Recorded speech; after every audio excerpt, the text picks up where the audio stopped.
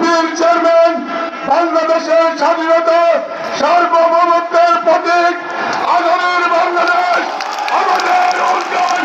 জনাব তারেক রহমান, জনাব তারেক রহমান।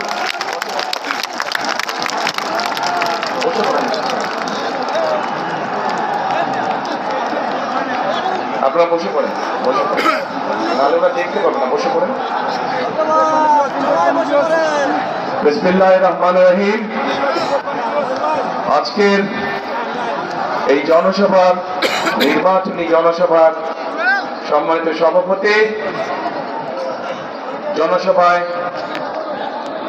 ময়মনসিংহ, নেত্রকোনা, শেরপুর, জামালপুর থেকে আগত প্রিয় ভাই ও বোনেরা, মঞ্চে উপস্থিত নেতৃবৃন্দ, প্রিয় সহকর্মীবৃন্দ, এলাকাবাসী ভাই বোনেরা, প্রিয় সাংবাদিক ভাইরা, আসসালামু আলাইকুম। আসসালামু আলাইকুম। কেমন আছেন আপনারা? অনেকক্ষণ অপেক্ষা করতে হয়েছে, তাই না? হ্যাঁ, অনেকক্ষণ অপেক্ষা করতে হয়েছে। আমাদের তো আসার কথা ছিল আরো আগে, কিন্তু আসতে অনেক সময় লেগে গেল। আচ্ছা, দেখছি। কারণ সেই ঢাকা থেকে শুরু করে পথে পথে আপনারা যেরকম অপেক্ষা করছিলেন, ঠিক সারা পথে এরকম হাজার হাজার মানুষ অপেক্ষা করছিল। তাদের সকলের সাথে একটু সৌজন্যমূলক সাক্ষাৎ করে আসতে আসতে সময় লেগে গেল। প্রিয় ভাই বোনেরা, আজকে আমরা সকলে এখানে একত্রিত হয়েছি কেন?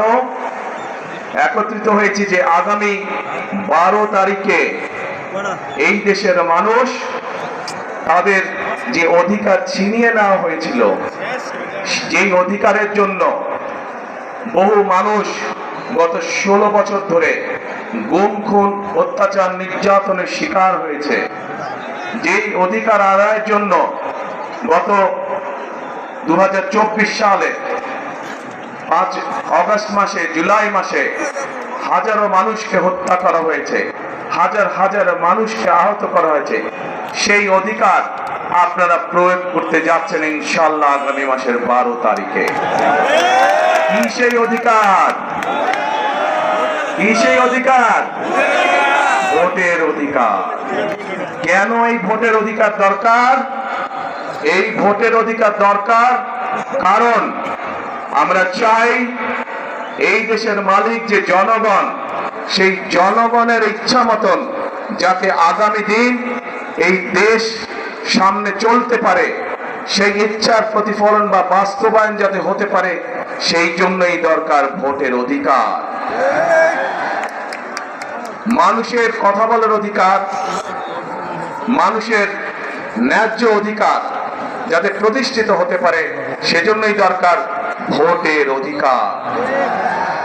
প্রিয় ভাই বোনেরা, আমি জানি ময়মনসিংহ বলুন, নেত্রকোনা বলুন, জামালপুর বলুন, শেরপুর বলুন, এই অঞ্চলগুলোতে বহু সমস্যা রয়ে গিয়েছে। নদী ভাঙন সমস্যা আছে, কর্মসংস্থানের সমস্যা রয়ে গিয়েছে, বিভিন্ন জেলাতে, বিভিন্ন উপজেলাতে ব্রিজ, স্কুল, কলেজ নির্মাণ, রাস্তাঘাট, কালভার্ট, এগুলো সমস্যা রয়ে গিয়েছে, যেগুলো বিগত 1 যুগেরও বেশি সময় ধরে সংস্কার বা নতুন করে করা প্রয়োজন ছিল, কিন্তু কোনো কাজ হয়নি। হয়েছিল? হয়নি। কারণ ওই যে বললাম, ভোটের অধিকার ছিল না। যদি ভোটের অধিকার থাকতো তাহলে জনগণের সমস্যার সমাধান হতো। যেহেতু ভোটের অধিকার ছিল না, যেহেতু দেশে নিশিরাতের নির্বাচন অনুষ্ঠিত হয়েছিল, তথাকথিত নির্বাচন, যেহেতু দেশে আমির আমিন নির্বাচন অনুষ্ঠিত হয়েছিল, সেখানে সত্যিকারের জনগণের প্রতিনিধি ছিল না। তাই দেশের যুবক সমাজের জন্য কর্মসংস্থানের ব্যবস্থা তৈরি করা হয় নাই। তাই এলাকার মা বোনদের সমস্যার নিরাপত্তা নিশ্চিত করা হয় নাই। তাই শিক্ষা ব্যবস্থাগুলোতে সঠিকভাবে শিক্ষক প্রেরণ করা হয় নাই। তাই উপজেলা হাসপাতালে বলুন অথবা ডিস্ট্রিক্ট হাসপাতালে বলুন না কেন, সেখানেও সঠিকভাবে ওষুধপত্র, ডাক্তার সরবরাহ করা হয় নাই। প্রিয় ভাই বোনেরা, বাংলাদেশের মানুষ কি চায়? বাংলাদেশের মানুষ চায়, একজন অভিভাবক হিসাবে একজন অভিভাবক চায় তার সন্তান যাতে সুশিক্ষা বা সঠিকভাবে শিক্ষা পায়, তাই তো নাকি? একজন অভিভাবক চায় তার সন্তান সেই শিক্ষা পাক যেই শিক্ষার পরে, যেই শিক্ষা শেষ হলে পরে সন্তান কর্মসংস্থানের ব্যবস্থা করতে পারবে, বেকার থাকবে না। প্রিয় ভাই বোনেরা, তরুণরা, যুবকরা কি চায়? তারা চায় কর্মসংস্থানের ব্যবস্থা। দেশে মিল ফ্যাক্টরি হবে, ব্যবসা বাণিজ্য হবে, যাতে করে তারা সুন্দরভাবে নিরাপদে ব্যবসা বাণিজ্য বা চাকরি বাকরি করতে পারবে। মানুষ চায়, মানুষ অসুস্থ হতেই পারে, হওয়াটাই স্বাভাবিক, কিন্তু অসুস্থ হলে যাতে করে তারা সময় মতন চিকিৎসা সুবিধা পায়। মানুষের মৌলিক চাহিদার মধ্যে এগুলোই কম বেশি মৌলিক চাহিদা। এই যে যেমন আমাদের কৃষক ভাইরা, আমরা যদি ময়মনসিংহের কথা ধরি, ময়মনসিংহ সহ আশেপাশের জায়গাগুলো যদি দেখি, এখানে কৃষক ভাইদের অনেক সমস্যা রয়েছে।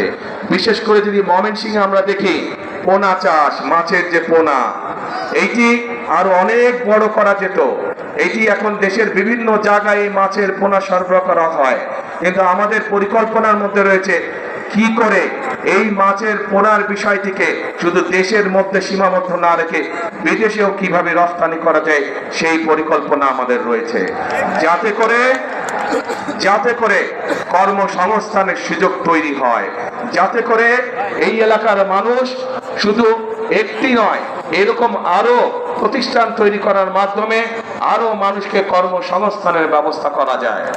প্রিয় ভাই বোনেরা, আপনাদের নিশ্চয়ই মনে আছে দেশনেত্রী খালেদা জিয়ার সময় এই দেশের মেয়েদের জন্য, এই যে আমার সামনে বহু মা বোনেরা এখানে সামনে রয়েছেন, এই দেশের মা বোনদেরকে শিক্ষা দেওয়ার জন্য মেয়েদের শিক্ষা ব্যবস্থাকে ক্লাস 1 থেকে ক্লাস 12 পর্যন্ত ফ্রি করা হয়েছিল, মনে আছে আপনাদের?